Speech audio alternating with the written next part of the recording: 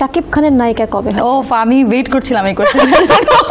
শাকিব খানের সঙ্গে যখন কেউ সিনেমা করবে সবাই কিন্তু শাকিব খানকে নিয়ে মাতামাতি করে বেশি। হ্যাঁ, নায়িকার প্রায়োরিটিটাও আমাকে বুঝতে হবে। শাকিব খান আছে দেখেই যে আমাকে ওই কাজটা করতেই হবে এরকম কিন্তু বিষয়টা না। আমি হয়তো অনেক ছোট মানুষ, বাট আমি যদি ফিল্ম করি আমাকে তো আমার জায়গাটা বুঝে ফিল্মটা করতে হবে। আলভি আমাকে ওই সাপোর্টটা দিয়েছিল, ও উইলিংলি আমার সাথে কাজ করেছিল। তো যাদেরই কল আসে আমি কিন্তু রেসপন্স করি, আমি কিন্তু স্ক্রিপ্ট পড়ি। ওকে, ডিপ্লোম্যাটিক আনসার। তিথি খুব ক্লেভার। হ্যাঁ, মিডিয়াতে আমার বন্ধু নাই বললেই চলে। তো যারা আমার বন্ধু তাদের সাথে থেকেই আমি নিজেকে পাওয়ারফুল মনে করি। তুমি তো বলছিলে সিন্ডিকেটে কাজ করি না, কিন্তু আমরা কিন্তু আলভির সাথে তোমাকে খুব একটা দেখতে পাই সব কাজগুলোতে। দ্যাটস ওয়াই এটা পাবলিক জানতে চায় যে আসলে তিথি শুধু আলভির সাথেই কেন কাজ করে। তিথি আলভির সাথেই শুধু কাজ করে কারণ হচ্ছে একদম শুরুতে আলভি আমাকে ওই সাপোর্টটা দিয়েছিল, ও উইলিংলি আমার সাথে কাজ করেছিল, এইটা একটা কারণ।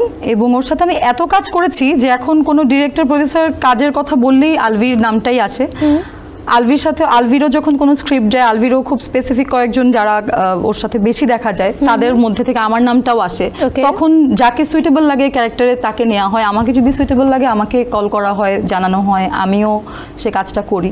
আর অন্যদের সাথে কাজ হয় না। ওই যে বললাম, আমার কাছে যদি কারো কল আসে যে অন্য কোনো হিরোর নাম হয়তো বললো, আমি যে না বলে দিই ব্যাপারটা কিন্তু সেটা না।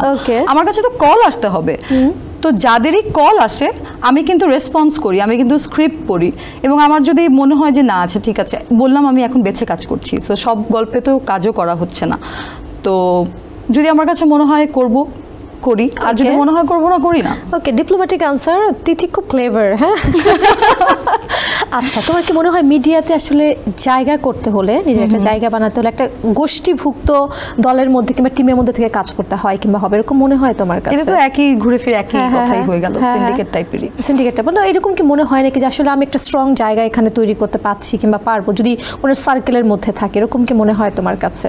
না, এরকম মনে হয় না। বাট যাদের সাথে আমি যারা আমার বন্ধু, মিডিয়াতে আমার বন্ধু নাই বললেই চলে, তো যারা আমার বন্ধু তাদের সাথে থেকেই আমি নিজেকে পাওয়ারফুল মনে করি। আমার মনে হয় যে আচ্ছা ঠিক আছে, আমি একটা স্ট্রং জায়গা হোল্ড করছি। আচ্ছা তিথি, তখন কিন্তু আমি অফ এয়ার তোমার কাজ করছিলাম, শাকিব খানের নায়িকা কবে হবে? ও আমি ওয়েট করছিলাম এই কোশ্চেনের জন্য। আমরা দেখতে চাই তোমাকে। সিনেমা নিয়ে কোনো প্ল্যান আছে? না, আমার কিন্তু ওরকম কোনো প্ল্যান নেই। আমি একটা সরকারি অনুদানের ফিল্ম করেছিলাম অনেক আগে, সেই ফিল্মটা রিলিজ হয়নি। আমি প্রায় 1 বছর আগে ডাবিং করে এসেছিলাম, সেই ফিল্মটা এখন রিলিজ হয়নি। ফিল্ম নিয়ে আমার ওইরকম কোনো, আমি আগে নাটকটা এই জায়গাতে একটু আরো ভালো কিছু করে নিই, তারপরে সেই ধরনের চিন্তা। সবারই তো একটা ড্রিম থাকে। আচ্ছা ধরো শাকিব খান তোমার কোনো কাজ দেখেছে কোনো জায়গা থেকে, হঠাৎ করে তোমাকে তার ভালো লেগে গেছে, হ্যাঁ ঠিক আছে আমার তিথিকে আমার সিনেমার জন্য লাগবে, হঠাৎ করে একটা ফোন পেলে যে শাকিব খানের সিনেমা তোমাকে অফার করা হয়েছে, তখন তুমি কি করবে? তোমার ডিসিশন কি হবে? আমার ডিসিশন অনেক কিছুর উপরে ডিপেন্ড করবে। যেমন ওই গল্প যেটা থাকবে সেখানে আমার জায়গা কতটুকু সেটাও তো আমাকে দেখতে হবে। শাকিব খানের সঙ্গে যখন কেউ সিনেমা করবে সবাই কিন্তু শাকিব খানকে নিয়ে মাতামাতি করে বেশি।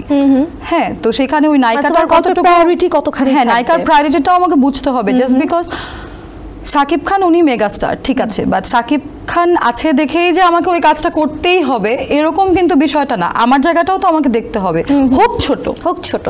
আমি হয়তো ছোট মানুষ, ইম্পর্টেন্স কতখানি, হ্যাঁ আমি হয়তো অনেক ছোট মানুষ, বাট আমি যদি ফিল্ম করি আমাকে তো আমার জায়গাটা বুঝে ফিল্মটা করতে হবে। সেন্সেশন ক্লাসিক স্ট্রবেরি ও কফি ভ্যারিয়েন্টে